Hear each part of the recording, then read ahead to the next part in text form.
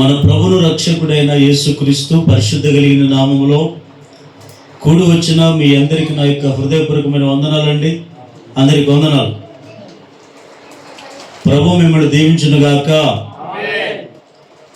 ప్రియులరా, ఇంతవరకు మనము యేసు ప్రభు వారు శిలువలో పలికిన ఎన్ని మాటలు జ్ఞాపకం చేసుకున్నాము? 7 మాటల గురించి మనం జ్ఞాపకం చేసుకున్నాం కదా. యేసు ప్రభు వారు ఈ లోకంలో 33.5 సంవత్సరాలు బ్రతికాడు. ఎన్ని సంవత్సరాలండి? 33.5 సంవత్సరాలు బ్రతికాడు. ఆ 33.5 సంవత్సరాలు బ్రతికిన యేసు ప్రభు వారు ఆయన్ని అప్పచెప్పే సమయం అన్నది ఆసన్నమైనది. అంటే నిన్న ఆదివారం మట్టల ఆదివారం కదా. మట్టల ఆదివారం నుంచి ఈ శుక్రవారం వరకు యేసు ప్రభు వారు ఎట్లా ఉన్నాడో తెలుసండి. ఆయన మనసులో నెమ్మది లేదు, ఆనందం లేదు, సమాధానం లేదు, కలవరంతో ఉన్నాడు. గెస్తమనే తోటలో ప్రార్థన చేయడానికి రాత్రికాల సమయంలో వెళ్ళిపోయాడు. వెళుతూ ఒక్కడే వెళ్ళలేదండి, శిష్యులను వెంట పెట్టుకుని వెళ్ళాడు. వెళ్ళిన తర్వాత ఆ గెస్తమనే తోటలో యేసు ప్రభు వారు అర్ధరాత్రి వేళ ప్రార్థన చేస్తూ ఉంటే, ఆ రాత్రికాల సమయంలో యేసు ప్రభు ఒక శిష్యుడు, ఎవరు ఆయన పేరు? యూదా, ఇస్కరియోతు యూదా అనేటువంటి వ్యక్తి యేసు ప్రభుని ఎప్పుడెప్పుడు అప్పచెప్పాలా అని ఎదురు చూస్తూ ఉన్నాడు కదా. యేసు ప్రభుని అప్పచెప్పుకోవడానికి ఎంత డబ్బు తీసుకున్నాడండి? ఎంత సొమ్ము తీసుకున్నాడు? 30 వెండి నాణ్యాలు తీసుకున్నాడు. యేసు ప్రభుని ఎప్పుడెప్పుడు అప్పచెప్పాలా అని ఎదురు చూస్తూ వచ్చాడండి. గెస్తమనే తోటలో యేసు ప్రభు ఉన్నట్ల ఆయన తెలుసుకొని సైనికులు వెంట పెట్టుకొని వస్తాడు. వచ్చిన వెంటనే ఆ యేసు ప్రభు వారిని చూశాడు. యూదా ఇస్కరియోతు యూదా ఆ సైనికులకు చెప్పిన మాట ఏమిటంటే, నేను ఎవరినైతే వెళ్ళి ముద్దు పెట్టుకుంటానో వారే యేసు ప్రభు వారు అన్నాడు. అంటే ఆ దినాల్లో మనమని ఇట్లా షార్ట్ కట్ ఈ చొక్కా దొడుక్కుంటాం. ఆ దినాల్లో యేసు ప్రభు ఉన్న దినాల్లో యేసు ప్రభు వారు ఎప్పుడైనా ఆఫాంగి దొడిగినట్లు ఎడని చూశారా? ఆయన ఎప్పుడు నిలువుటంగా ధరించుకునేవాడు. ఆయనతో ఆయన వెంబడించిన శిష్యులు కూడా ఎంతమంది శిష్యులు చెప్పండి? ఎంతమంది? 12 మంది శిష్యులు.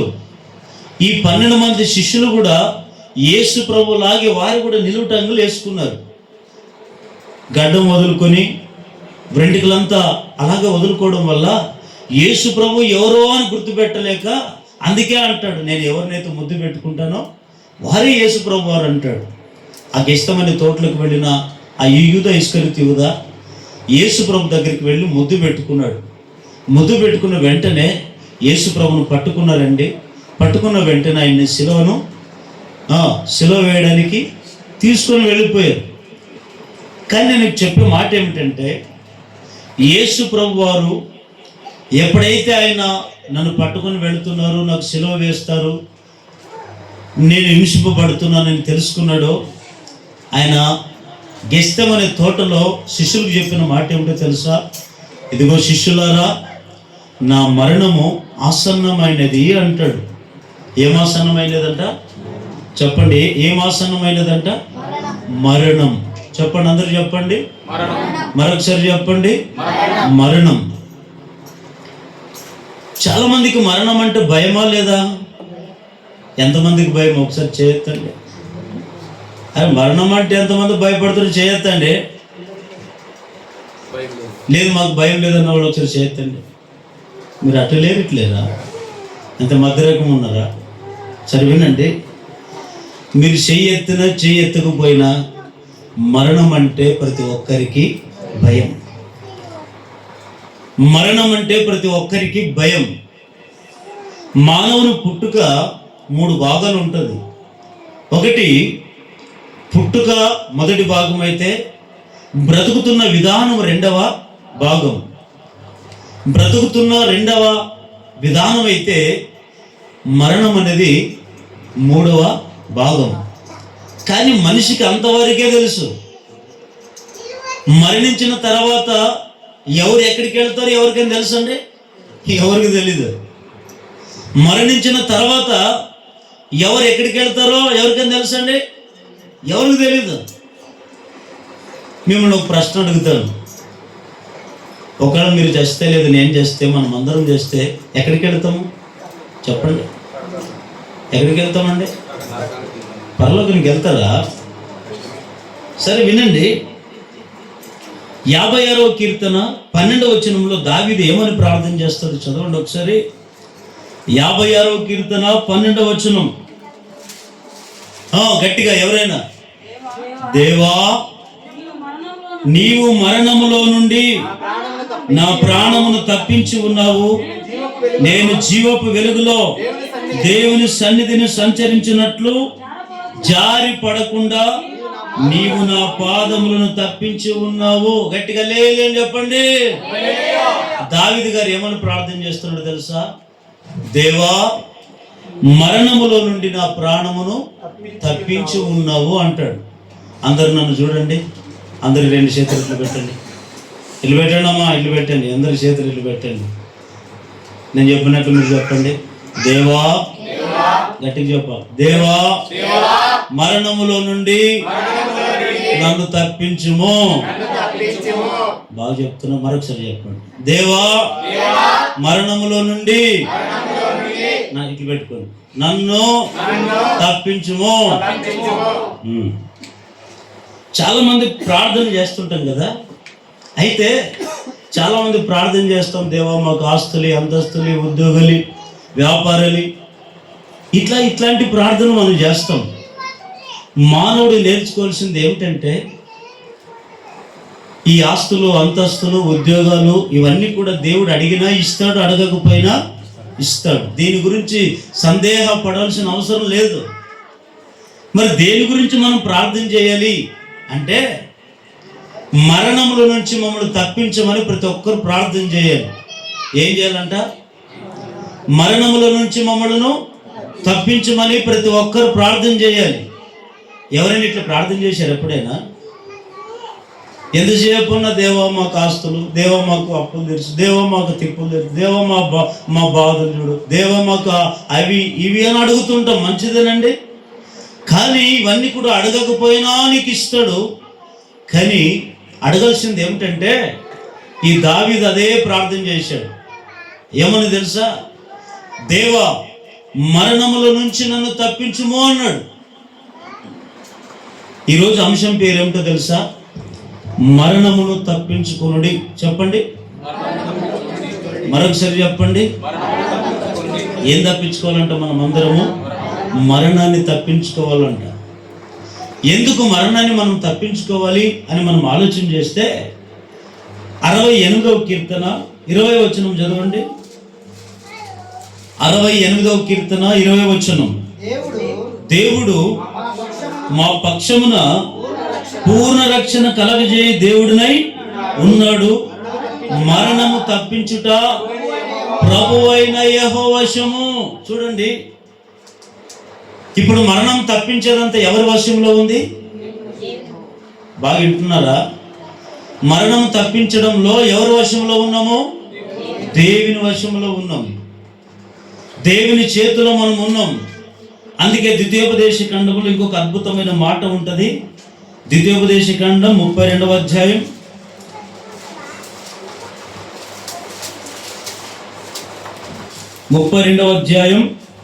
39వ వచనం చదవండి. ద్వితీయోపదేశ ఖండం 32వ అధ్యాయం 39వ వచనం. ఇదిగో నేనే దేవుడను, నేను తప్ప వేరొక దేవుడు లేడు. మృతు నందించువాడును నేనే, బ్రతికించువాడును నేనే, గాయపరచువాడును నేనే, స్వస్థపరచువాడును నేనే, నా చేతుల నుండి విడిపించువాడు ఎవ్వడు లేడంట. ఇక్కడ వినండి. అయితే ఇప్పుడు దేవుని వశంలో ఏముంది తెలుసా? మరణము ఉంది, బ్రతుకు ఉంది, గాయపరిచేవాడు ఆయనే, స్వస్థపరిచేవాడు. అంటే ఇప్పుడు మనమందరం ఎవరి చేతిలో ఉన్నాము చెప్పండి, ఎవరి చేతిలో ఉన్నాము?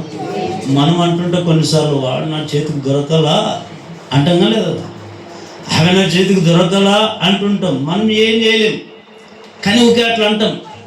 కానీ దేవుని చేతిలో మనం ఉన్నాం కదండి. ఈయన అనుకుంటే మనల్ని బ్రతికిస్తాడు, ఈయన అనుకుంటే మనం మృతునందిస్తాడు, అనుకుంటే గాయపరుస్తాడు, అనుకుంటే స్వస్థపరుస్తాడు. రేయ్ ఏమల్లదు, రే అక్కడ కూర్చోరా అని కూర్చోబెట్టు, మోసం ఊరికే కూర్చోబెట్టు. వినండి, దేవుడు అనుకుంటే ఏం చేస్తాడు? మనల్ని బతికిస్తాడు. దేవుడు అనుకుంటే మృతుని అందిస్తాడు. దేవుడు అనుకుంటే గాయపరుస్తాడు. దేవుడు అనుకుంటే స్వస్థపరుస్తాడు. విడిపించేవాడు ఎవడునూ లేడు అంటాడు. అయితే ఇక్కడ దావీదు గారు కూడా ఏమని ప్రార్థన చేశాడు? దేవా, మరణం నుంచి నన్ను తప్పించి ఉన్నావు అంటాడు కదండి. అవును. అయితే ఇక్కడ మీకు చెప్పే విచిత్రమైన మాట ఏమిటంటే, మరణం నుంచి నన్ను తప్పించమన్నాడు కదా. మరణాలు ఎన్ని రకాలు ఉన్నాయి? ఒక రకం ఉందా, రెండు రకాలు ఉన్నాయా? మీరు ఇట్లున్నారు, ఈరోజు ఏమో తినొచ్చున్నారా? మరేమి ఇట్లున్నారు? మానవునికి రెండు పుట్టుకలు ఉన్నాయి, రెండు జన్మలు ఉన్నాయి, రెండు మరణాలు ఉన్నాయి. చెప్పండి, రెండు జన్మలు, రెండు మరణాలు. మీరు అనొచ్చు, ఎట్లా రెండు పుట్టుకలు ఎట్లా, రెండు జన్మలు ఎట్లా అని మీరు అనొచ్చు. నేను చెప్తున్నాను, వినండి. సాధారణంగా మనుషుడు పుట్టుక తల్లి గర్భంలో శారీరకంగా పుడతాడు. పుట్టిన వ్యక్తికి దేవుడు ఎంత ఆయుష్నిచ్చాడు? దేవుడు మోషే ఏమని ప్రార్థన చేస్తాడు 90వ కీర్తనలో? దేవా, మా ఆయుష్కాలము 70 సంవత్సరములు, అధిక బలం అంటే 80 సంవత్సరములు అంటాడు. అంటే పుట్టిన ప్రతి మనిషి భూమి మీద ఎన్ని సంవత్సరాలు బతకాలా? 70 లేదా 80 సంవత్సరాలు. అంతకంటే ఇంకెక్కువ బతికే అర్హత చాలా మంది కూడా ఈరోజు ఆ సంవత్సరాలకు బతుకుతామన్న గ్యారెంటీ లేదు. ఇప్పుడు బయటికి వెళ్ళి వచ్చి ఇంటికి వచ్చే లోపల ఏమైపోతాం మనకి తెలీదు. పలానా ఊరికి వెళ్ళి తిరిగి ఇంటికి వస్తామని గ్యారెంటీ లేదు. పలానా పనికి వెళ్ళి తిరిగి ఇంటికి వస్తామని గ్యారెంటీ లేదు కదండి. కానీ ఇదంతా కూడా మన చేతుల్లో లేదండి.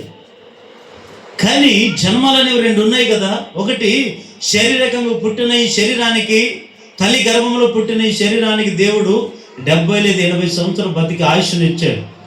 రెండవ జన్మ ఏమిటి?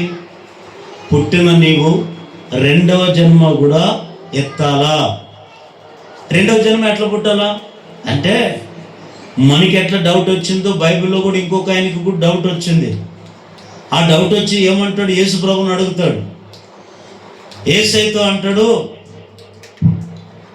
యేసయ్య దగ్గరికి వచ్చి అంటాడు, దేవా, ప్రభువా, నీ రాజ్యంలో నేను వారసుగా కావాలంటే నేనేం చేయాలి అంటాడు. నికోదేమో, నీకు ధర్మశాస్త్రం అంతా నీకు తెలుసు, బైబిల్లో ఏం చదువుతావు, అంత చదివావు కదా, మరి ఒకటి నీటి మూలముగాను ఆత్మ మూలంగాను జన్మించాలని అంటాడు. అంటే ఇప్పుడు రెండవసారి ఎట్లా పుట్టాలంట మనము?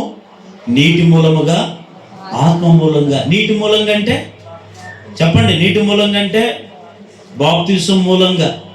ఆత్మ మూలంగా అంటే ఈ ఆత్మను మనం శుద్ధి చేసుకోవాలంట, పరిశుద్ధపరచుకోవాలంట. ఇది రెండవ జన్మ. కొంతమంది పుడతారు, పాపంతోనే పుడతారు, పాపంతోనే చస్తారు. పాపంతోనే పుడతారు, పాపంతోనే మరణిస్తారు. అట్లాంటి వారికి రెండవ మరణము సంభవిస్తుందని వాక్యం అంటుంది. అయితే ఇప్పుడు ఈ రోజులో మనం ఏం చేయాలి తెలుసా? రెండవ మరణం చూసుకునే లోపల, మన రెండవ మరణం పొందే లోపల మనం ఏం చేయాలి తెలుసా? ఈ భూమి మీద మనం అందరూ కూడా మారు మనసు పొందాలి. గట్టిగా వెళ్ళి చెప్పండి. అయితే రెండు జన్మలు విన్నాం. అయితే రెండు మరణాలు ఏమిటయ్యా అని మీరు అనొచ్చు. రెండవ మరణాలు ఏమిటంటే, మొదటి మరణం అనేది అందరూ తప్పించుకోవచ్చండి. చాలామంది సాక్షులు చెప్తుంటారు, నాకు షుగర్ బీపీ ఎక్కువైంది, కళ్ళు తిరిగి పడిపోయాను, దేవుడు నన్ను కాపాడాడు, మరలా దేవుడు నన్ను ఆరోగ్యం ఆయుష్నిచ్చాడు, మరణం లేకుండా నన్ను దేవుడు సజీలుగా నిలబెట్టాడు, కాపాడాడని కొంతమంది సాక్ష్యాలు ఇస్తుంటారు. మొదటి మరణము ఎందరైనా తప్పించుకోవచ్చు, ఎన్ని రోజులైనా తప్పించుకుంటామా? అయితే మానవుడు అన్నాక ఈ మరణాలు సహజమే. కొంతమంది యాక్సిడెంటే చచ్చిపోవచ్చండి, కొంతమంది గుండె జబ్బొచ్చి చచ్చిపోవచ్చండి, ఇంకొంతమంది రోగాలు చచ్చిపోవచ్చు, ఇంకొంతమంది రకరకాల చావులు ఉంటాయి. అందరూ ఒకే రకంగా చస్తామా? చావము. మానవునికి ఒకరికొక రక రూపంలో చచ్చిపోతాడు.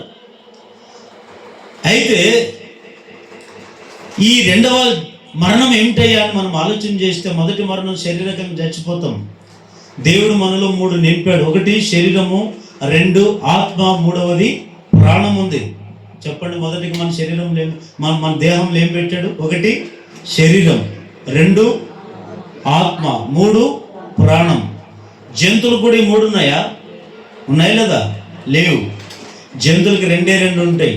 1 ప్రాణం ఉంటుంది, వాటికి శరీరము ఉంటుంది, కానీ వాటికి ఆత్మ. అందుకే చంపుకొని కేజీలు తింటాం. అదే దాని ఆత్మ ఉందనుకోండి, అది చచ్చిపోతుందా? నన్ను తినేవారు నీవెవరు అంటుంటుంది. దేవుని బిడ్డలారా, మానవునికి 3 రకాలుగా దేవుడు మన శరీరంలో పెట్టాడు. జంతువులకు అది లేదు. కానీ ఇక్కడ మనం గమనించాల్సినటువంటి విషయం ఏమిటంటే, మొదటి మరణము ఏ దినమైనా తప్పించుకుని ఎన్ని దినాలు తప్పించుకోలేమండి. కానీ మన ఆయుష్ అనేది ఒక రోజు వస్తుంది. ఆ ఆయుష్ కాలంలో మనం ఏమైపోతాం తెలుసా? ఒకరోజు మరణిస్తాం. ఏమైపోతామండి? చెప్పండి, ఏమైపోతామో? మరణిస్తాం. కొందరికి రెండవ మరణం కూడా వస్తుంది. ఆ రెండవ మరణం ఏమిటో తెలుసా? చదవండి, ప్రకటన గ్రంథం 20వ అధ్యాయం 14వ వచనం. రెండవ మరణం అంటే ఏమిటో ప్రకటన గ్రంథం 20వ అధ్యాయం 14వ వచనం. మరణమును, మృతుల లోకమును అగ్నిగుండములో పడవేయబడెను. ఈ అగ్నిగుండము రెండవ మరణము. చాలు. రెండవ మరణం ఏమిటి? అగ్నిగుండమే రెండవ. అందరూ నన్ను చూస్తూ వినండి. ఆకాశం పైన ఏముంది? చెప్పండి, ఆకాశం పైన ఏముంది? పరలోక రాజ్యం ఉంది. ఆ పరలోక రాజ్యంలో ఎవరున్నారు? దేవుడు, దేవునితో పాటు దేవదూతలు ఉన్నారు. భూమి మీద ఎవరున్నాము? మానవులు, అంటే మనతో పాటు ఇంక ఈ సృష్టి కనబడేదంతా ఉంది. మనతో పాటు ఇంకొకరు కనబడిన సైన్యం కూడా ఉంది. ఎవరు ఆ సైన్యం అంటే, ఆకాశ మండలములో సంహరించు దురాత్మల సమూహం. దయ్యాలు ఎవరికైనా కనపడతాయా? చెప్పండి, కనపడతాయా? ఎవరు కనపడవు. దయ్యాలు ఎవరికి కనపడవు. అందుకే తిరుగుతుంటారు. కొంతమంది చూడండి, భలే విచిత్రం ఉంటారు. దయ్యం పట్టింది. దయ్యం పట్టిన మా నాయన చచ్చిపోయిన ఆయన దయ్యమై వచ్చాడు. మా అమ్మ చచ్చిపోయితే మా అమ్మ దయ్యమై వచ్చిందని చెప్తుంటారు.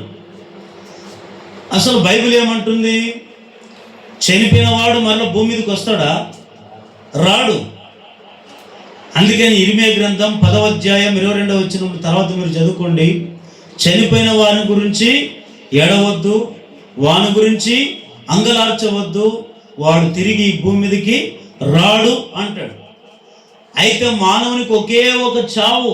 చచ్చిన వెంట ఆ వ్యక్తి ఏమైపోతాడని మరలా ఈ భూమి మీదకి రాడు. మరి మీకు ఇక్కడ డౌట్ వచ్చింటుంది నాకు తెలిసి.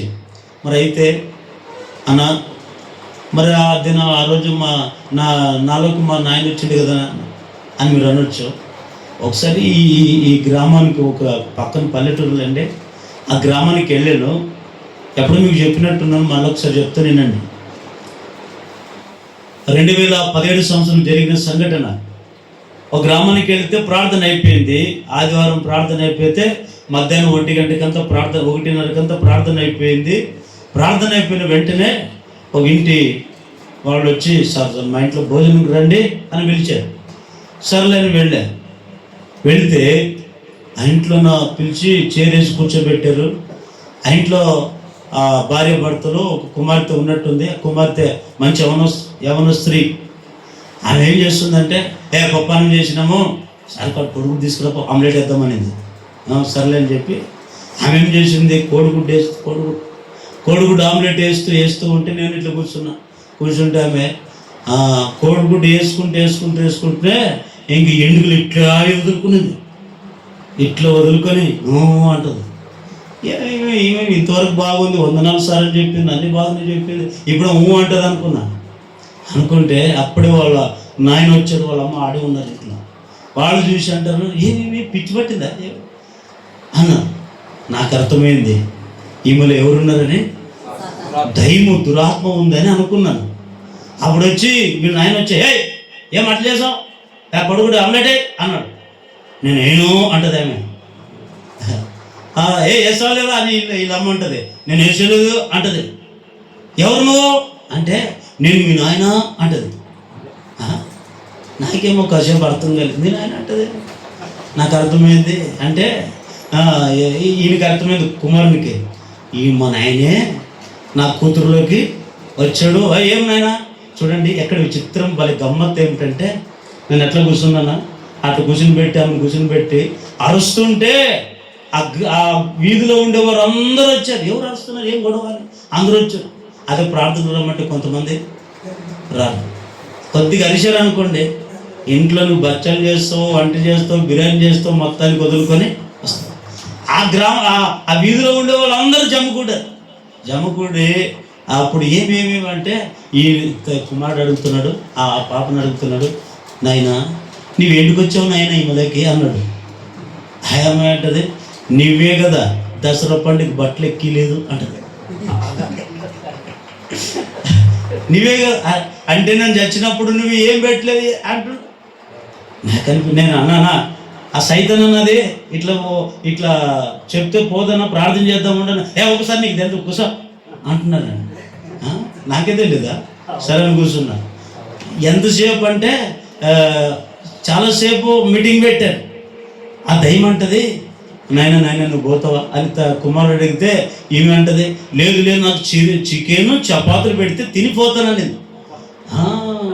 అని చెప్పి అప్పుడప్పుడే ఈ కుమారుడు చూసి ఆ చికెన్ తీసుకురానికి వెళ్ళిపోయాడు. ఈమె ఉంది కదా, ఆ పక్కన వాళ్ళు ఉంటారు కదా, ఒక ఆమె బాగా నశం దిక్కింది ఇంతలో ఇక్కడ నుంచి ఇక్కడ వరకు ఇట్లా దిక్కుడు వచ్చి ఏంటికి వచ్చాను అంటది. ఆ దైవం ఏంటికి వచ్చావు అంటే ఎట్టుంటుంది అది, ఎట్టుంటుంది. అప్పుడు ఏడికి వచ్చామంటే నాకు బతుకున్నప్పుడు నువ్వు సరిగ్గా చూసుకోలేదు బతుకున్నప్పుడు అంటుంది. మా తల్లికి నేను అన్నాను, అక్క ఇట్లా బతిమలాడితే దయ్యం పోదక్క, ప్రార్థన చేస్తానక్క పోతుందంటే ఒకసారి నీకు తెలియదు ఇప్పుడే వచ్చాను బయటికి అంటున్నాడు. కుమారుడు వచ్చాడు, ఆ చికెన్ తెచ్చారు, చపాతీలు చేశారు, టక్క 20 నిమిషాలు అర్ధ గంట లోపల ఆ చికెను చపాతీలు పెట్టినాక ఇప్పుడు ఏం చేయాలి, అది దయ్యం తినాలి కదా, తినిపోవాలొద్దా. బాగా 4-5 చపాతీలు తిని బాగానింది అని అప్పుడు కుమారుడు అంటాడు, నాయనా ఎప్పుడైనా పోతావా అంటే లేదు నేను ఫోను అన్నాడు. నేను అన్నా ఇంక ఇట్లా బతిమలాడితే పోతానా అని చెప్పి ఇంకా ప్రార్థన ఒకసారి నాకు ఎంతసేపు ఒప్పుకుంటుంది, ఇంకా ఉండా అని చెప్పి ఆ దయ్యం మీద తల మీద చేపెట్టి ప్రార్థన చేస్తే పేరు చెప్పి కింద పడి వెళ్ళిపోయాడు. ఈ మాట మీకు ఇప్పుడు ఎందుకు చెప్తున్నానంటే, ఈ భూమి మీద దురాత్మల సమూహం కూడా ఉంది. చనిపోయిన వాళ్ళు తిరిగి భూమి మీదకి రారు, మరణించిన వాళ్ళు ఈ భూమి మీదకి తిరిగి రారు. అయితే వాళ్ళ పేరులో తీసుకుని వచ్చేది ఎవరో తెలుసా, ఈ అపవాది అనేటువంటి వాడు, సాతాను అనేటువంటి వ్యక్తి వారిలోకి వస్తాడండి. కానీ ఇప్పుడు మనం ఏం తప్పించుకోవాలి తెలుసా, రెండో మరణం తప్పించుకోవాలంట. గట్టిగా జాలలు చెప్పండి, ఏ మరణం తప్పించుకోవాలి, రెండో మరణం. ఆ రెండో మరణం ఏమిటి, అగ్నిగుండమే రెండవ మరణం. అయితే ఈ భూమి మీద మనతో పాటు దురాత్మల సమూహం ఉంది కదా, అయితే భూమి కింద ఇంకొక లోకం కూడా ఉంది. ఆ లోకం పేరేమిటి, పాతాళ లోకం. ఆ పాతాళ లోకంలో ఏముంది, అగ్ని ఆరదు, పురుగు చావదు. చెప్పండి, అగ్ని ఆరదు, పురుగు చావదు. ఈ రెండో మరణంలో పాలు పొందేది ఎవరు, అగ్నిగుండంలో ఎవరు వేయబడతారంటే అక్కడ ప్రకటన గ్రంథం ఇప్పుడు చదవండి 21వ అధ్యాయం 8వ వచనం చదవండి. ప్రకటన గ్రంథం 21వ అధ్యాయం 8వ వచనం. ఎవరంట, పిరికివారు, అవిశ్వాసులు, అసహ్యులు, నరహంతకులు, వ్యభిచారులు, మాంత్రికులను, విగ్రహార్థికులను, అబద్ధికులందరూ అగ్ని గంధకములో మండుగుండములలో పాలు పొందుదురు. ఇది రెండవ మరణం. ఈ రెండవ మరణంలో ఇంతమంది లిస్టులు చూడండి. ఒకరెవరంట, పిరికోళ్ళు. రెండవది అవిశ్వాసులకు బతుకుతుంటారు, అసహ్యులు, నరహంతకులు, వ్యభిచారులు, మాంత్రికులు, విగ్రహార్థికులు, వీళ్ళందరూ కూడా అలాగే పుట్టి వారి జీవితాన్ని మార్చుకోకుండా అలాగే చచ్చిపోయారు అనుకోండి, వారు ఎక్కడికి వెళ్ళిపడతారంట? రెండో మరణంలోకి వేయబడతారు. ఆ రెండో మరణమే అగ్నిగుండము. గట్టిగా హల్లెలూయా చెప్పండి. ఇప్పుడు ఆ రెండవ మరణం మనం తప్పించుకోవాలి. చెప్పండి, ఏ మరణం తప్పించుకోవాలి? ఆ రెండవ మరణం తప్పించుకోవాలి. మరి ఆ రెండవ మరణం తప్పించుకోవాలంటే మనం ఈ భూమి మీద ఎట్లా బతకాలో ఒక్క 2 లేదా 3 మాటలు చెప్పి త్వరగానే ముగిస్తాను. ఇంకొక 15 నిమిషాలు మనకు సమయం ఉంది కదా, త్వరగానే ముగించుకుందాం.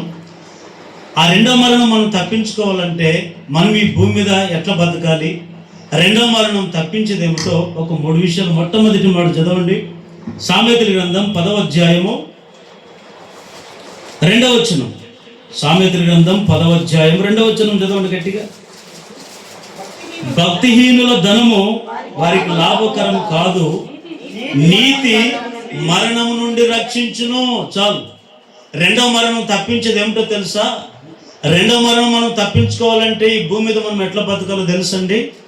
నీతిగా బ్రతకాలంట. ఎట్లా బతకాలంట? చెప్పండి, మరొకసారి చెప్పండి. నీతిగా. నీతిగా అంటే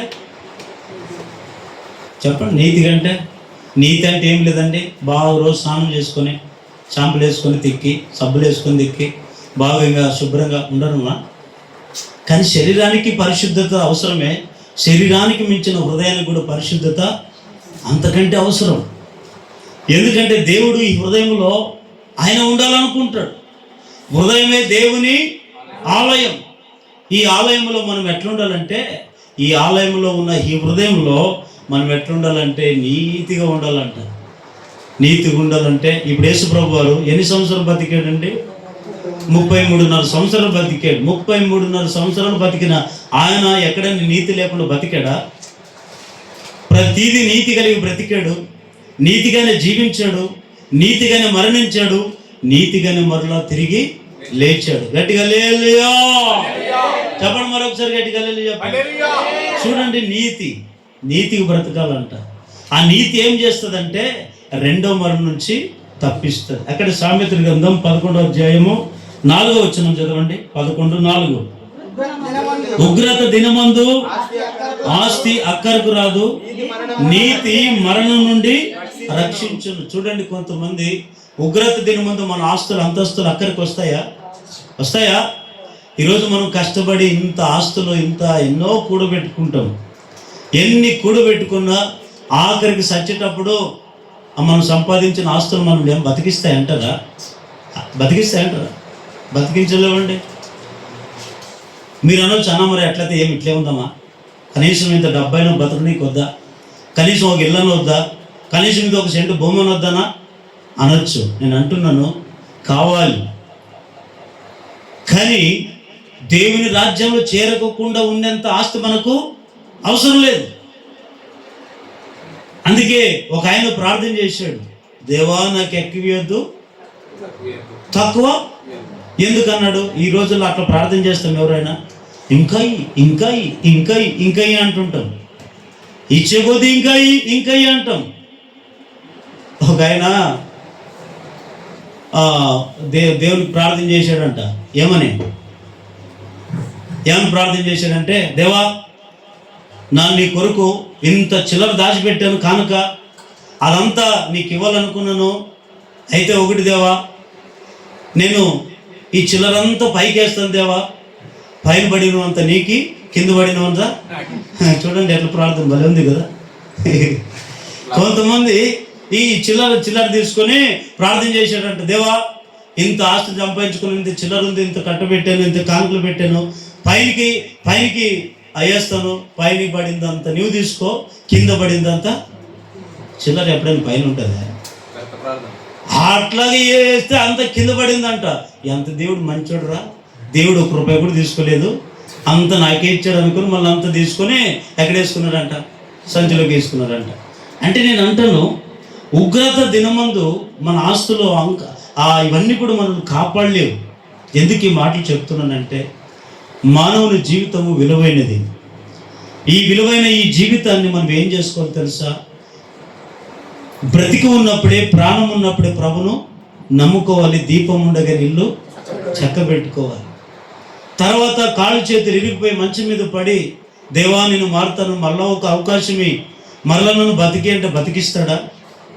అప్పుడు ఆ ఛాన్స్ మనకు దొరుకుతుంది అంటారా? దేవుడు మరలా మనల్ని కనికరిస్తాడు అంటారా? అన్ని బాగున్నప్పుడే కదా దేవుని నమ్ముకునేల్సింది, అన్ని బాగున్నప్పుడే కదా దేవుని కొరకు మనం బ్రతకాల్సింది. కానీ ఈరోజు మనం ఎట్లా చేస్తామంటే కొంతమంది బాప్తిజం తీసుకుందంటే కొంతమంది గుడ్ ఫ్రైడే రానిలే, ఇంకొంతమంది ఎప్పుడు క్రిస్మస్ రానిలే, ఇంకా కొంతమంది జనవరి రానిలే, అంతలోపు నువ్వే పోతే పరదేశులమో అనుకుంటూ పోయి అప్పుడు ఇంకా అట్లా కొంతమంది చూడండి. ఆ నీతి లేని బ్రతుకు జీవితం అనేది మన చేతులారా మనమే కొంత మన జీవితాన్ని పాడు చేసుకుంటున్నామండి. మనం నీతిగా బ్రతకాలన్న మన చేతిలో ఉంది, దాన్ని ఇష్టానుసారంగా జీవించాలన్నా మన చేతిలో ఉంది. అయితే మనం ఏ జీవితాన్ని జీవిద్దామండి చెప్పండి? నీతికి బ్రతుకుదాం. కొంతమంది ఎట్లుంటారంటే భలే ఇట్లా, ఒకసారి ఎప్పుడు చెప్పినాను కదా మీకు ఈ మాట. ఒక సమాధికి వెళ్తే ఒక ముసలాం చచ్చిపోతే అట్లా వెళ్ళి అట్లా కుర్చీలు వేసుకొని కూర్చుంటే అప్పుడు పెద్ద కోడలు ఆమె ఉంది కదా, ఆమె ముసలాం చచ్చిపోకుండా 6 నెలలు సంవత్సరం అంతా మంచం మీద పడిందంట. మంచం మీద పడి కోడలను అడిగేదంట, ఇదిగో కోడలా, నువ్వనేది గంజి కసి, నువ్వన్నా ఇంత అన్నం పెట్టు, సత్యలోపల ఇంత ముద్దు తిని నేను బాగవుతానంటే ఒకరైనా ఉండేదే ఆర్డర్ వెళ్ళారు వాళ్ళు తీసుకో అంటదంట. అని పాపం ఆమె మరి అన్నం పెట్టారు తెలియదు కానీ మొత్తానికి ఒక 6 నెలలు సంవత్సరం మంచం మీద నలిగి చచ్చిపోయింది. చచ్చిపోతే ఇంక అందరూ బంధువులందరూ వస్తారు కదండి. వచ్చినప్పుడు అందరి ఏడుపుల కంటే ఈమె ఏడుపు ఎక్కువ ఉందండి. ఏమని ఏడుస్తుంది తెలుసు? అప్పుడు ఓయత్తాలి నీ గంజి తెచ్చాను లేదా తాగతా, ఓయత్తాలి నీకు అదేదే ఏమని అన్నం తెచ్చాను ఆడ పక్కన మాట్లాడుతున్నారు ఏమని, ఈ అమ్మ చూడు భలే ఏడుస్తుంది, బతుకున్నప్పుడు నువ్వు దండం పెట్టలేదు, బతుకున్నప్పుడు నువ్వు దండం పెట్టలేదు, ఇప్పుడు ఎంత ఏడుస్తుంది అంటూ వాడు చెప్తుంటే నేను విన్నాను కాబట్టి ఆ మాట మీకు చెప్తున్నా. చచ్చినప్పుడు లేచి నీళ్ళు తాగమంటే ఎవరైనా తాగుతారండి? చచ్చినప్పుడు ఎవరైనా అన్నం పెడతామంటే పెడతారంటే? కానీ దేవుని బిడ్డ నేను అంటాను, నీతి లేని బ్రతుకు మన జీవితము వ్యర్థమైపోతుంది. బ్రతికితే ఎన్నాళ్ళు బ్రతుకుతాం మనకు తెలియదు. 30 సంవత్సరాలు 10 సంవత్సరాలు ఎన్ని సంవత్సరాలు బతుకుతాం మనకు తెలియదు. బ్రతికినంత కాలం మనం ఎట్లా బతకాలండి చెప్పండి? అందరు గట్టిగా చెప్పండి, ఎట్లా బతకాలి? నీతిగా మనం బ్రతుకుదముగాక. ఆ నీతి ఏం చేస్తుందంటే రెండో మరణమును తప్పిస్తుంది. ఈరోజు ఆస్తులు అంతస్తులు చూసుకొని మనం ఉండకూడదండి. ఈరోజు ఉండొచ్చు, రేపు లేకపోవచ్చు, కానీ మన నీతి మనం సచ్చినా కూడా మన వెంట వచ్చేది అదే. ఈరోజు భర్త చచ్చిపోతే భార్య రాకపోవచ్చు, భార్య చచ్చిపోతే భర్త వెనకలు రాకపోవచ్చు, కొంతమంది ఉట్టిదే నేను అంటాను. కానీ పౌలు గారు అంటాడు, నేను ఈ లోకానికి వచ్చేటప్పుడు ఏమి తీసుకొని రాలేదు, ఇక్కడ నుంచి ఏమి తీసుకొని పోలేదు అంటాడు. దేవుని బిడ్డ లూకాసు వార్త 12వ అధ్యాయం 16వ వచనం చదవండి చివరిగా, త్వరగా మనం ముగించుకుందాం. లూకాసు వార్త 12వ అధ్యాయము 16వ వచనం. మరియు ఒక ధనవంతుడు భూమి సమృద్ధిగా పండెను, అప్పుడు అతడు కనుక నేనేమి చేతునని ఆలోచించుకొని నేను ఇలాగు చేతును, నా కొట్లు విప్పి వాటికంటే గొప్ప వాటిని కట్టించి అందులో నా ధాన్యమంతటిని నా ఆస్తి సమకూర్చుకొని నా ప్రాణముతో ప్రాణమా అనేక సంవత్సరములు విస్తారమైన ఆస్తి నీకు సమకూర్చబడి ఉన్నది, సుఖించుము, తినుము, త్రాగుము, సంతోషించుమని చెప్పుదనుకొనెను. అయితే దేవుడు వెర్రివాడా, ఈ రాత్రి నీ ప్రాణమును అడుగుచున్నారు, నీవు సిద్ధపరిచినవన్నీ. ఈరోజు చాలా మంది చూడండి, బైబిల్లో యేసు ప్రభువు వారు ఒక ఉపమానం చెప్పాడు. ఒక ఆయన ఆస్తి అంతా కూడా సమకూర్చుకున్నాడంట. ఎన్ని సంవత్సరాలు తిని కూర్చున్నా తరగని ఆస్తి సమకూర్చుకున్నాడు. ఆస్తి ఉందని చెప్పి ఆయన మురిసిపోయి ఇలా తన ప్రాణంతో అనుకుంటున్నాడు. ఏమని? ప్రాణమా, నువ్వేమి తింటావో తిను, ఏం త్రాగుతావో త్రాగు, ఏం కట్టుకుంటావో కట్టుకో, ఇదిగో నీవు ఏ విధంగానే తినుము త్రాగుము సుఖించుమని తనలో తాను మురిసిపోతున్నాడంట. ఆస్తిని సమకూర్చుకున్న వ్యక్తి. దేవుడు అంటాడు, వెర్రివాడా, ఈ రాత్రే దేవుడు నీ ప్రాణం అడిగితే సంపాదించినవన్నీ. చూడండి, ఈరోజు చాలామంది ఎన్నో అన్నీ సంపాదిస్తామండి. ఏమి సంపాదించినా సత్యతప్పుడు ఏమని తీసుకుపోతామా? చెప్పండి, ఏమని తీసుకుపోతామా? ఏమి మన వెనుక రాదు. అయితే మన వెనుక వచ్చేది ఒకటే ఒకటి, మనం బ్రతికిన నాళ్ళు నీతికి బ్రతికితే ఆ నీతి మన వెనుకలే వస్తుంది. ఆ నీతి రెండో మరణమును తప్పించునుగాక. రెండో మాట చదవండి త్వరగా. హెబ్రీయులకు రాసిన పత్రిక 11వ అధ్యాయం 5వ వచనం. హెబ్రీయులకు రాసిన పత్రిక 11వ అధ్యాయము 5వ వచనం. విశ్వాసమును బట్టి హానోకు మరణము చూడకుండానట్లు కోల్పోబడెను. అతడు కోల్పోబడక మునుపు దేవునికి ఇష్టుడై ఉండెనని సాక్ష్యం పొందెను. కాగా దేవుడు అతనిని కొనిపోయిన గనుక అతని కనబడలేదు. విశ్వాసం లేకుండా దేవునికి ఇష్టుడై ఉండుట అసాధ్యము. చాలు, ఒకసారి గట్టిగా చెప్పండి.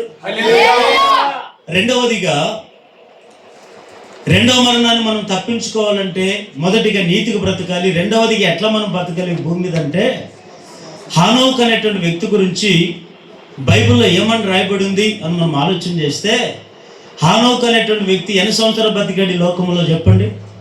ఎవరైనా చెప్పండి. హానోక్ అనేటువంటి వ్యక్తి ఎన్ని సంవత్సరాలు ఈ భూమి మీద బతికాడు? చెప్పండి అయ్యా, తెలీదా? 365 ఏళ్ళు బతికాడు. ఎన్నేళ్ళు? చూడండి, ఎన్నేళ్ళు అంట? 365 ఏళ్ళు. ఈరోజు మిమ్మల్ని అడుగుతానా, మీరు ఎన్ని దినాలు బతుకుతావు, నువ్వేమంటావు? నాకేం తెలుసు అంట. చూడండి, హానోకు 365 ఏళ్ళు బ్రతికిన హానోకు ఎట్లా బతికాడు? బతికినంత కాలము దేవుని మీద విశ్వాసంతో బతికాడు. చెప్పండి, ఎట్లా బతికాడంట? దేవుని యందు విశ్వాసంతో బతికాడు. దేవుని మీదే విశ్వాసంతో బ్రతికాడు. ఆదికాండం 5వ అధ్యాయం 22వ వచనం. ఆదికాండం 5వ అధ్యాయం 22వ వచనం. హానోకు మెతుషెలను కని తర్వాత 300 ఏండ్లు దేవునితో నడుచుచు కుమారులను కుమార్తెలను కనెను. హానోకు దినములన్నీ 365 ఏండ్లు. హానోకు దేవునితో నడిచిన తర్వాత దేవుడు అతన్ని తీసుకొని పోయిన గనుక అతడు లేకపోయాను. చూడండి, ఆయనకి కూడా భూమి మీద భార్య పిల్లలు అందరినీ కూడా సంపాదించుకున్నాడు. ఎన్నేళ్ళు బతికాడు? మొత్తానికి 365 ఏండ్లు. కుమార్తెలకు పెండెళ్ళు చేశాడు. ఆయన వయసు అయిపోయింది. కానీ ఇక్కడ మనం గమనించే విచిత్రమైన మాట ఏమిటో తెలుసండి, కానీ ఆయన మరణం చూడుకోకుండా కొనుకోబడ్డాడు. ఏం చూడుకోకుండా?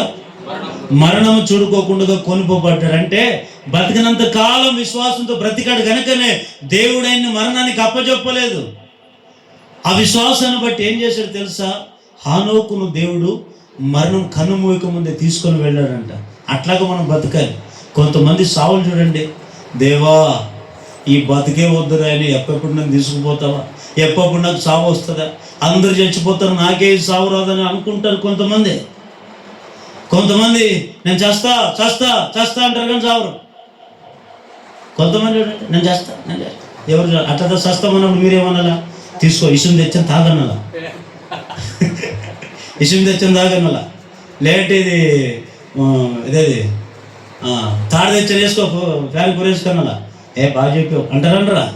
అంటే ఒక మాట వరకు అంటారు. కొన్నిసార్లు ఆ గ్రామాలు ఈ గ్రామాలు తిరుగుతుంటాం కదా, ఒక తల్లి అట్లా అట్లా వచ్చి నడుచుకోలేక వచ్చి, నాయన ఎంతకాలం బతుకుతాను నాయన, నేను నిజంగా సావాలనిపిస్తుంది నాయన. అమ్మ భలే బాగా చెప్పావు అమ్మ, ఎవరికైనా బతకాలనుకుంటారు కానీ ఏదో సావాలనుకుంటాం అన్న. ఎంతకాలం బతికినా ఇదే బతుకునైనా, ఈ కాళ్ళ నొప్పులు మోకాళ్ళ నొప్పుతాను బతకలేను, నన్ను చచ్చిపోవాలి నాయన, ఒక పని చేయాలి నాకు అనింది. అని డబ్బులు అడుగుతుందేమో లేదా ఇంకోటి అడుగుతుందేమో అనుకున్నాను. ఏం చేయాలమ్మా నేను? నిజంగా చేస్తావు నాయన అనింది. చేస్తానమ్మా, నీకంటే ఎక్కువ చెప్పమ్మా అన్నాను. ఏం లేదు నాయన, నన్ను చచ్చిపోతేట్లో ప్రార్థన చెయ్యి. చూడండి, కొంతమంది సావును ఎవరు బతకాలని ప్రార్థన చేస్తారు, బాగుపడాలని ప్రార్థన చేస్తారు, మన సమస్యలు తీరాలని ప్రార్థన చేస్తారు. ఆమె మోకాళ్ళ నొప్పులు తట్టుకోలేక ఏం కోరుకుంటుంది? చావుని కోరుకుంటుంది. అంటే దేవుని మీద విశ్వాసం లేదు కొంతమందికి. మనుషుల మీద విశ్వాసం పెట్టుకుంటారు, డాక్టర్ల మీద విశ్వాసం పెట్టుకుంటారు, మాంత్రికుల మీద విశ్వాసం పెట్టుకుంటారు, పనికిరాని వాటి మీద, లోకం మీద, ఏదో పనికిరాని వాటి మీద విశ్వాసం ఉంచుతున్నారు. కానీ మన విశ్వాసం అంతా ఎవరి మీద ఉంచాలంట? దేవుని మీద విశ్వాసం ఉంచాలంట. విశ్వాసం అంటే ఏమిటి అర్థం? విశ్వాసం అంటే ఏమి? చాలామందికి విశ్వాసం అంటే ఏమో దేవుని నమ్ముకొని పాటలు పాడి ప్రార్థన చేస్తే ఇంక ఇది విశ్వాసమా? విశ్వాసం అంటే ఏమిటో తెలుసా? చూడకపోయినా నమ్మేదాన్నే విశ్వాసం అంటారు. తోమ అనేటువంటి వ్యక్తి ఉన్నాడు కదా, యేసు ప్రభు శిష్యుల్లో ఒకడు. యేసు ప్రభు మరణించి 3వ రోజున తిరిగి లేచి ఆయన తిరిగి వస్తే అప్పుడు కొంతమంది కనబడ్డారు. కనబడితే తోమకు చెప్పారు, తోమా మేము యేసుని చూసాము, ఆయన బతికొచ్చాడు, ఆయన సజీవుడే లేచాడు అంటే లేదని నమ్మ అంటున్నాడు. 3.5 సంవత్సరాలు యేసు ప్రభుతోనే తిరిగాడు. యేసు ప్రభు ఎక్కడ పండుకుంటే ఎక్కడ పండుకున్నాడు. యేసు ప్రభు ఎట్లాంటోడో బాగా తెలుసు. యేసు ప్రభు నిజమైన దేవుడా కాదా అన్నీ తెలుసు. అన్నీ తెలిసి కూడా తోమ తిరిగి యేసు ప్రభు బతికొచ్చాడంటే నమ్మలేదంట. లేదు లేదు లేదు, ఆయన వేళ్ళలో చేతుల్లో ఏం చూస్తాడు? గాయాలు చూస్తే కానీ నమ్మనంటే అప్పుడు యేసు ప్రభు వారు మరణించి తిరిగి లేచిన 3వ రోజున ఆయన తోమకు ప్రత్యక్షమై ఏం చూపిస్తాడు? అప్పుడు గాయాలు చూస్తాడు. పక్కకు ఆ పల్లెంతో పొడిచిన గాయాలు చూపిస్తాడు. అప్పుడు ఒక మాట అంటాడు, ఇదిగో తోమా, నీవు అల్ప విశ్వాసి కాక విశ్వాసి ఉండు అని చెప్పి ఒక మాట అంటాడు. తోమాను నన్ను చూచి నమ్మితివి, చూడక నమ్మిన వారు. అంటే ఈరోజు మనం యేసు ప్రభు ఎట్లా ఉంటాడో మనకు తెలియదు. అయినా నమ్ముతున్నామంటే మనం ఎవరేమో తెలుసా? ధన్యులు. గట్టిగల్లు చెప్పండి. అయితే నేను అంటున్నాను, దేవుని బిడ్డలారా, మనం ఎంతకాలం బ్రతుకుతున్నామో మనకు తెలియదు. బ్రతికినంత కాలం ఎవరి మీద విశ్వాసంతో బ్రతకాలి? చెప్పండి, గట్టిగా చెప్పండమ్మా. కొట్లాడతాం ఇట్లా కొట్లాడతారు, రా చూసుకుందామని కొట్లాడతాం. బాగా కొట్లాడతారు కదండి. ఎట్లా కొట్లాడతారు? గట్టిగా చెప్పండి. ఇప్పుడు అట్లా ఇప్పుడు చెప్పండి, గట్టిగా చెప్పండి, అల్లెల్లి చెప్పండి. సరే, మంచిది. విశ్వాసంతో మనం బ్రతుకుతాం. ఎవరి మీద? దేవుని మీద విశ్వాసంతో బ్రతకాలి. హానోకు విశ్వాసంతో బ్రతికాడు. మరణం చూడుకోకుండా ఏం చేశాడు? దేవుడు ఆయన్ని పరలోకానికి తీసుకొని పోయాడు. అయితే రెండవ మరణం మనం తప్పించుకోవాలంటే రెండవదిగా మనం ఎట్లా కూడా బ్రతకాలి? దేవుని మీద విశ్వాసంతో బ్రతుకుతాం. ఇక్కడ మనం చూసినట్లయితే పౌలు గారు ఉన్నాడు కదా. పౌలు గారి గురించి ఎంతమందికి తెలుసు? చేయొద్దండి. పౌలు గారి గురించి ఎంతమందికి తెలుసు? పౌలు అనేటువంటి వ్యక్తి ఎంతమందికి తెలుసు బైబిల్లో? తెలియదా? వినండి. ఈ పౌలు అనేటువంటి వ్యక్తి ఒకప్పుడు క్రైస్తవం అంటే ఏమైనా తెలియదు. ఎక్కడ ప్రార్థన చేసుకుంటున్నారంటే వాళ్ళని చంపేవాడు, పిల్లల్ని చూసేవాడు కాదు, పెద్దలు చూసేవాడు, అందరిని హతమార్చేవాడు. దమస్క్ అనే ప్రాంతానికి వెళుతూ ఉంటే యేసు ప్రభు ఆయన దర్శించి ఆయన సాక్షిగా నిలబెట్టుకొని మారు మనసు పొందాడు. మారు మనసు పొందినప్పటి నుంచి ఆయన సత్యంత వరకు ఏం చేశాడు తెలుసా? దేవుని మీద విశ్వాసంతో బ్రతికాడు. విశ్వాసంతో ఉన్నప్పుడు కూడా కొన్నిసార్లు మనకి శోధనలు వస్తాయి, బాధలు వస్తాయి, అవమానాలు వస్తాయి, నిందలు వస్తాయి, కొన్ని కష్టాలు వస్తాయి, అనేక రకాల శోధనలు మనకు వస్తాయి. ఎన్ని వచ్చినా కానీ దేవుని మీద మనం ఏం వదిలిపెట్టకూడదు? విశ్వాసాన్ని వదిలిపెట్టకూడదు. ఈరోజు కొంతమందికి చిన్న చిన్న కష్టాలు వస్తాయి, చిన్న చిన్న బాధలు వస్తాయి, చిన్న చిన్న సమస్యలు వస్తే వదిలిపెడతారు, మందిరం వదిలిపెడతారు, దేవుని వాక్యాన్ని వినేది వదిలిపెడతారు, మందిరాన్ని రాకుండా ఆగిపోతారు. కానీ ఈ పౌలు గారు సౌలుగా ఉన్న ఆయన పౌలుగా మారిన తర్వాత అనేక కష్టాలు వచ్చాయి. చాలాసార్లు ఆయన చంపాలని చూశారు, చాలాసార్లు ఆయన్ని రాళ్లతో కొట్టారు. యేసు ప్రభును ఎన్ని దెబ్బలు కొట్టారు? 39 కొరడా దెబ్బలు కొట్టారు. పౌలు గారిని ఎన్నిసార్లు కొట్టారు? అట్లా 39 కొరడా దెబ్బలు 4 సార్లు కొట్టారు. మరి దేవుని కొరకు ఎన్ని దెబ్బలు తిన్నాడు చూడండి. ఈరోజు మనం ఎవరైనా ఒక మాట అంటే ఎట్లనే ఎప్పుడెప్పుడు తిరిగి అందామా, ఎప్పుడెప్పుడు పగ తెరుచుకుందామా అని చూస్తుంటాం. కానీ దేవుని నమ్ముకున్న మనకు సహనం, ఓపిక, ఓర్పు, తగ్గించుకునే గుణం మనకు ఉండాలండి. కానీ ఇక్కడ పౌలు గారు ఒకే ఒక మాట అంటాడు, ఆయన మీద అంత విశ్వాసం ఉంచాడంట. అందుకే ఆఖరికి తిమోతికి రాసిన పత్రికలు ఏమంటాడు? నేను మంచి పోరాటము నా పరుగు కడముట్టించి తిని విశ్వాసమును కాపాడుకుంటుని నా కొరకు జీవ కిరీటము ఉంది అంటాడు. అయితే ఇప్పుడు మనం బ్రతికినంత కాలం ఎవరి మీద విశ్వాసంతో బ్రతకాలి? దేవుని మీద విశ్వాసంతో మనం అందరము బతుకుదముగాక. ఆ విశ్వాసం ఏం చేస్తుంది? మనల్ని అందరినీ రెండవ మరణం నుంచి తప్పిస్తుంది. మూడవదికి చివరికి ఒక మాట చదవండి, ముగిస్తాను. కీర్తనల గ్రంథం 33వ కీర్తన 18వ వచనం. కీర్తనల గ్రంథం 33వ కీర్తన 18వ వచనం. గట్టిగా చదవండి. వారి ప్రాణమును మరణం నుండి తప్పించుటకును, కరువులో వారిని సజలుగా కాపాడుటకును, యెహోవా దృష్టి ఆయన యందు భయభక్తులు గల వారి మీదను, ఆయన కృప కొరకు కనిపెట్టుకుని వారి మీదను నిలుచుచున్నది. మరొకసారి గట్టిగా హల్లెలూయా అని చెప్పండి అందరూ. ఇంకోసారి చెప్పండి. చమట్లు పడుతున్నారు కదా? లేదు కదా? గట్టిగా. మూడవదిగా ఇంకొక 5 నిమిషాలు ముగిస్తాను. రెండవ మరణం నుంచి తప్పించుకోవాలంటే మొదటిగా ఎట్లా బతకాలంట? నీతిగా బ్రతకాలి. రెండవది దేవుని మీద విశ్వాసంతో బ్రతకాలి. మూడవది ఎట్లా బతకాలంటే ఆ మాట, అదే మాట రాయబడి ఉంది. వారి ప్రాణమును మరణములో నుండి తప్పించుటకును, యెహోవా దృష్టి ఆయన యందు భయభక్తులు గల వారి మీద నిలిచి ఉన్నది అంటాడు. అయితే మూడవది ఎట్లా బతకాలంటే భయభక్తి కలిగి. చెప్పండి, మూడవది ఎట్లా బతకాలంట? భయభక్తి. మరొకసారి చెప్పండి అందరూ. భయభక్తి కలిగి బతకాలి. అందరు నన్ను చూస్తూ వినండి. భయభక్తి అంటే ఏమిటి? భయభక్తి అంటే ఏమిటి? మీరు అనొచ్చు, భయభక్తి అంటే ఏమిటన్నా? ఇదే కదా, పాటలు పడేది కదా, ప్రార్థన చేసేది కదా, వాక్యం వినేది కదన్నా, ఇంకేమన్నా?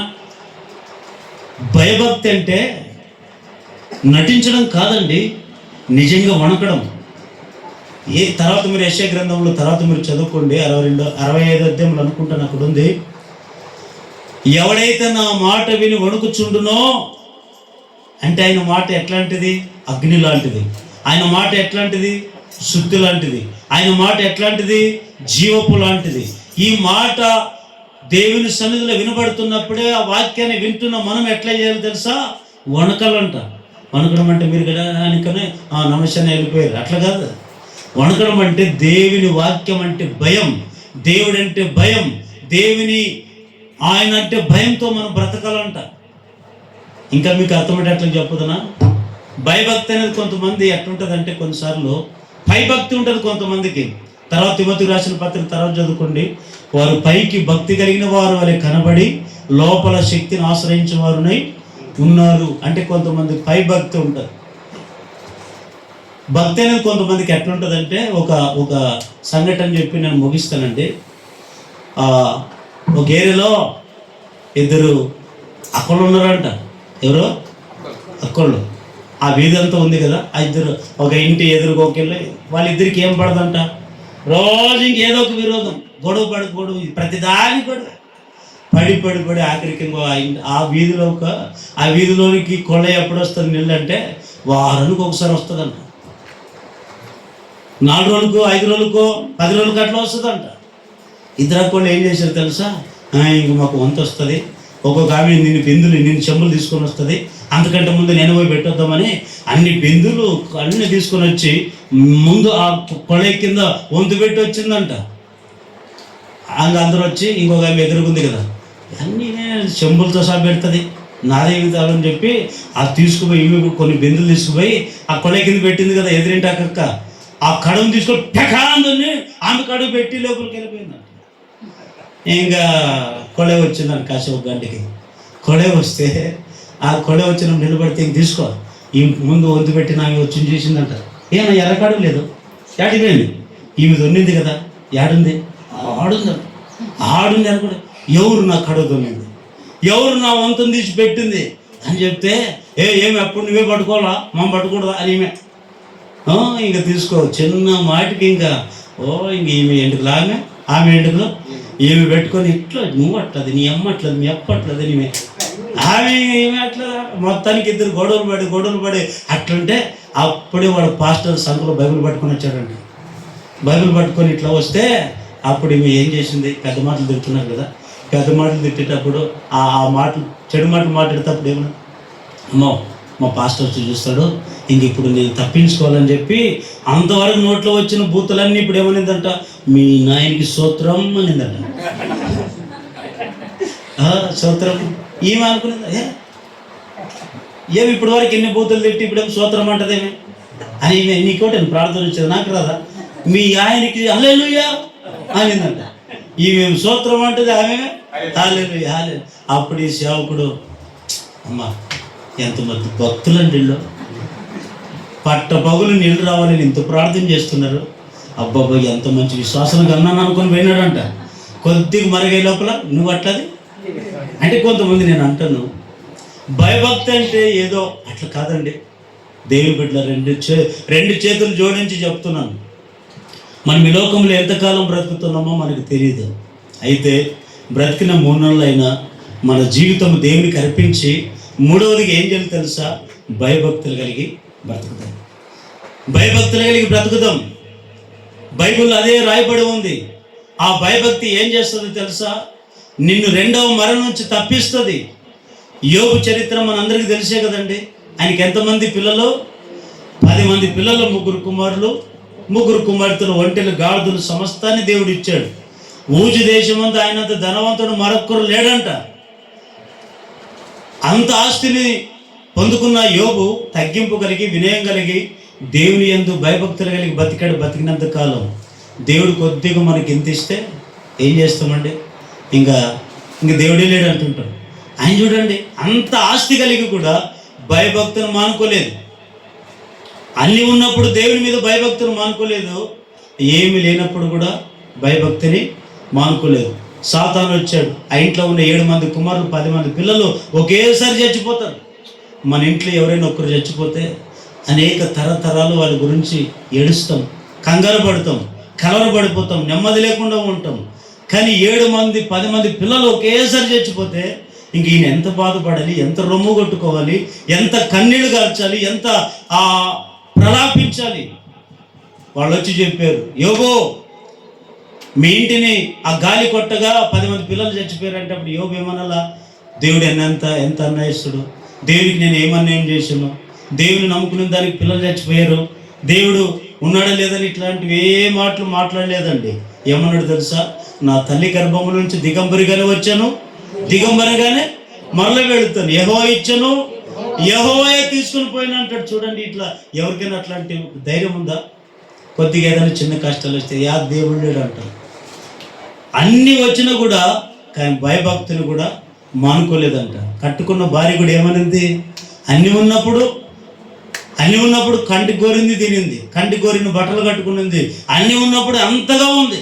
కానీ కొద్ది కష్టాలు వచ్చే లోపల ఏమైపోయింది తెలుసా, అల్ప విశ్వాసంగా మార్చబడిపోయింది, దేవుని యందు భయభక్తులు మానుకునింది.